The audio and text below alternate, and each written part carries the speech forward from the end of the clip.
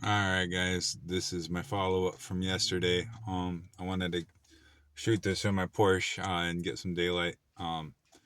So this is my dream car, and kind of playing off what I was talking about with this. Some of these newer guys that want to go out and get a ride after they finish training.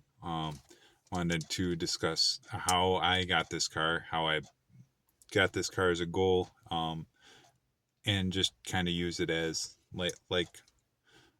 with the truck, just kind of using how I did something and seeing if it's useful to somebody. So, uh, wanted to kind of annotate this with a quote. So, probably my two favorite writers um, of all time are Hunter S. Thompson and Henry David Thoreau.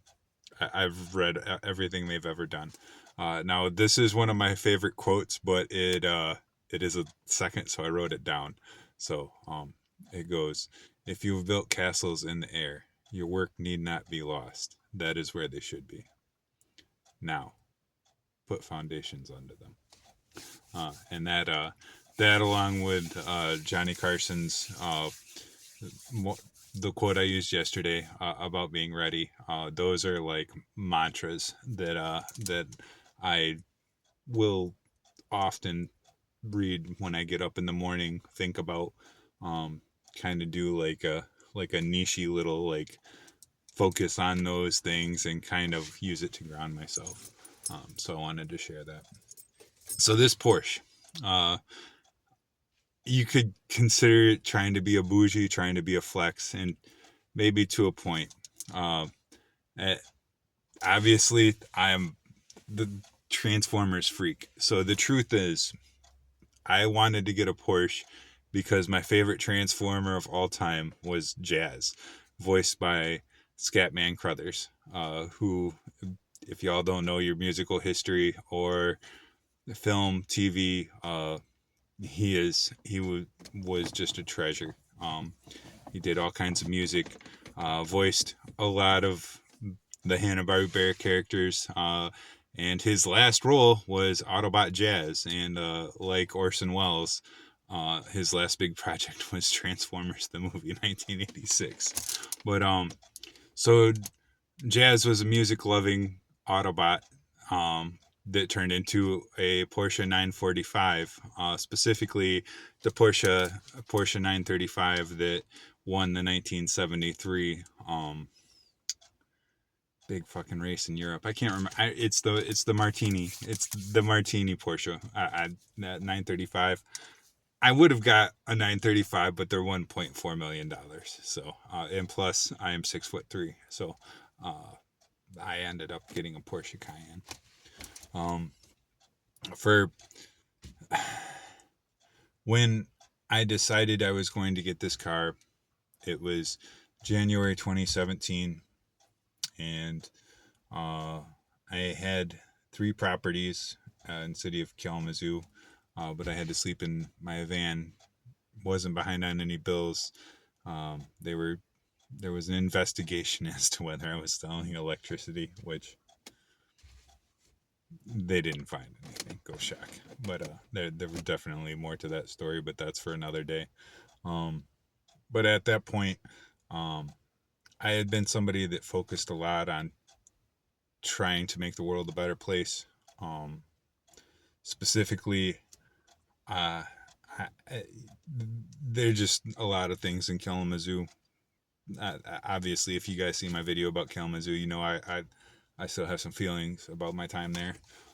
But uh, that January 2017, I was sleeping in a van. Um, had a propane heater in the front. I had a little kitten, my mama cat, sleeping on my neck so she didn't freeze to death, and I had to prop myself up so that I didn't accidentally roll over and kill her. I got her when she was 3 days old, so I literally like bottle fed her and everything. Had to take her everywhere with me, all that kind of stuff. Anyways, at that moment, I decided I had extended myself enough for trying to fix the rest of the world, that I needed to focus on fixing myself at that point. I had started getting politically involved when everything was great. And I had exhausted my resources, exhausted myself to the point where I was sleeping in a van. And even though I owned 4 properties, I could not sleep at any of them.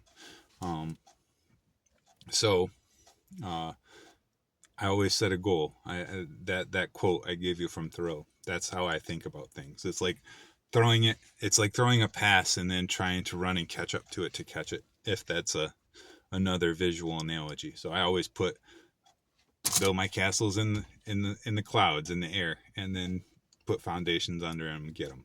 So I decided the thing I was going to do to get myself out. The goal I had is I was going to get myself good enough that I had a Porsche. Um, so that's what I started in 2017. I did have a job. Started digging myself out of the situation that I was in, and um, things were going great up until COVID, and then COVID happened, and I ended up stepping away from any kinds of community boards, committees, um, college speaking events, all that kind of stuff. I winded all of that down, and went into just working hard. So I worked 2 jobs. So I've always very seldom in my life did I ever work 40 hours. I've always been a 70 to 100 hour a week, well, 1 job with a bunch of overtime, or else 2 jobs to make up for it kind of person. So that was definitely the case then. When COVID happened, I couldn't do social work anymore. So I got a security job at a JBS, which I know we all love so much here at Prime. And then also, probably my last political job, but it was more for the work, was I I ran a phone tree with 115 employees, and when I did that, that was 2020, and I had saved up enough. Um, and this is important. 2020. This is 3 years after I decided I was going to get this car, so it's 3 years that I built up. Um, and I looked. I didn't. I wasn't going to go out and buy a brand new Porsche for $80,000 at the time. I found this Porsche, 2013 Cayenne. Um, it was $13,000. Now this Cayenne, with the mileage I have on it now, is still worth almost $17,000. So if that gives you an idea on how much of a deal I did, I also drove all the way to Ohio to pick it up. So if you're going to, so that was, I was going to get a Porsche, but even though that was my goal, I still made sure that fit with the bills that I had at the time. I made sure that it wasn't going to be disruptive. I used the word in the last video, fail safe.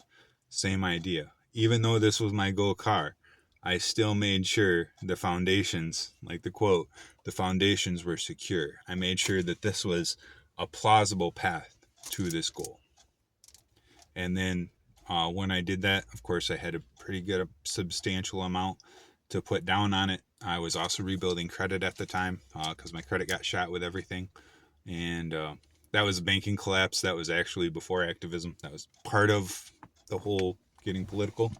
But so when I did that, I put enough down to make sure that my monthly payments were about 15% of what my monthly income was going to be. And then when that was the case, I used 30% of my monthly income. I doubled my payments. Um, I'm sure there's people that are much more well versed, especially if you guys listen to No Hippie. He's gonna know way beyond what I know about loans and mortgages, things like that. So I would definitely not try to teach any etiquette on that. But that was that. With that, I had this car paid off in about a year and a half. I wanted to keep it low because 2021 into 2022, I had everything paid off just in time to go into Prime and start trucking. When I went to Prime, my goal was always to save up and buy a truck. Way before the cameras and all that kind of stuff, I knew I wanted to be an owner operator. That was going to be the end goal.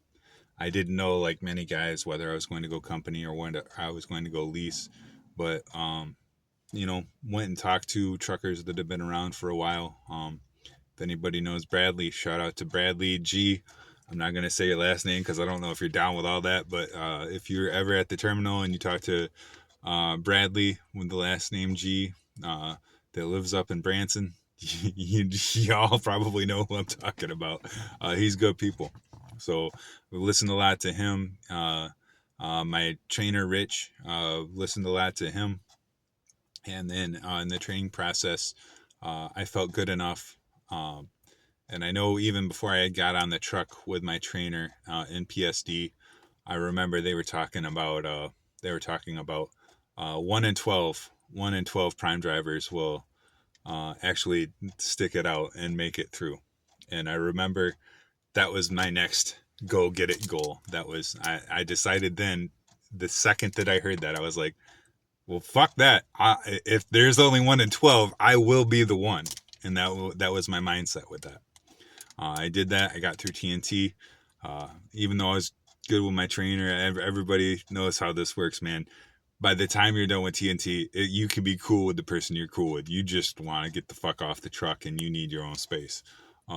And so once that happened, by then I had ran up to Reed City and found out there was a dedicated Reed City account. So that was my next goal because I lived in Plainwell, Michigan. So that was going to be my next goal. Is I was going to save up. I was going to buy a truck. I was going to get that dedicated route.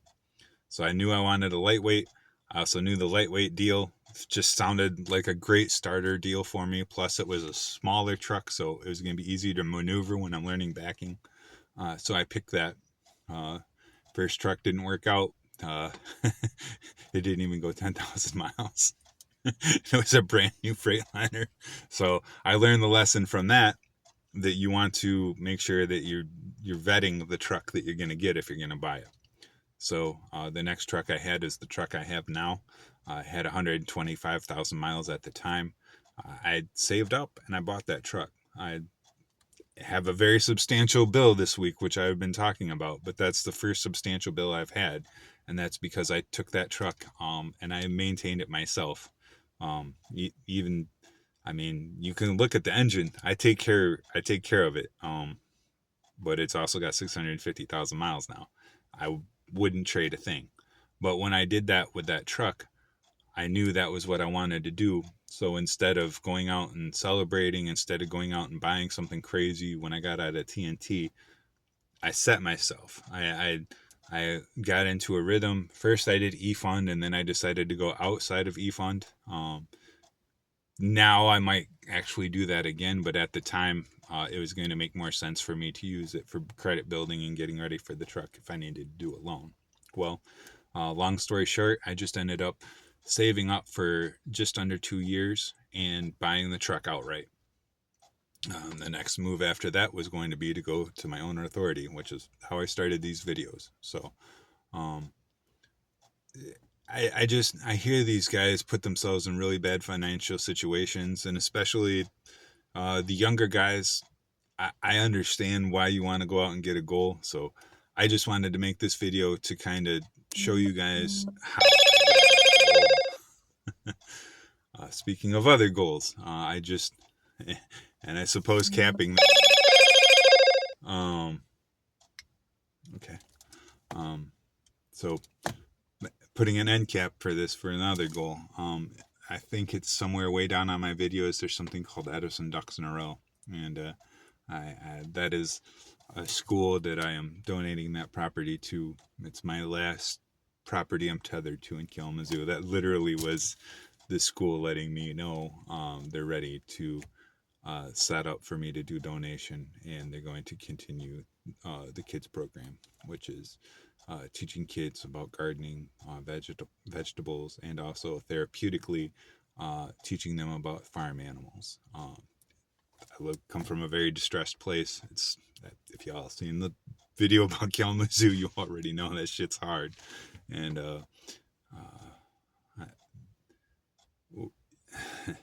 I'm gonna get too into all that, but it's named after some people that are really important to me. So I'm happy that's gonna be done today as well. Well, it's gonna be done when I can get back to Michigan and sign for it. So anyway, before I get all caught up in my feelings here, I'm gonna go ahead and get off here. But I wanted to let y'all guys know how I how I plan for these goals, and just kind of how that plays into saving and doing these other things. When you figure out what is going to be about your average, just make sure you're putting back at least 30 to 40% of that money, and make sure your bills also don't sway over that 30-40% of your weekly income, so that way when you do get a fucked up bill like I got, you don't get too extended. So all right, that's it, y'all. I'm gonna go and I'm gonna get out of here. Take it easy.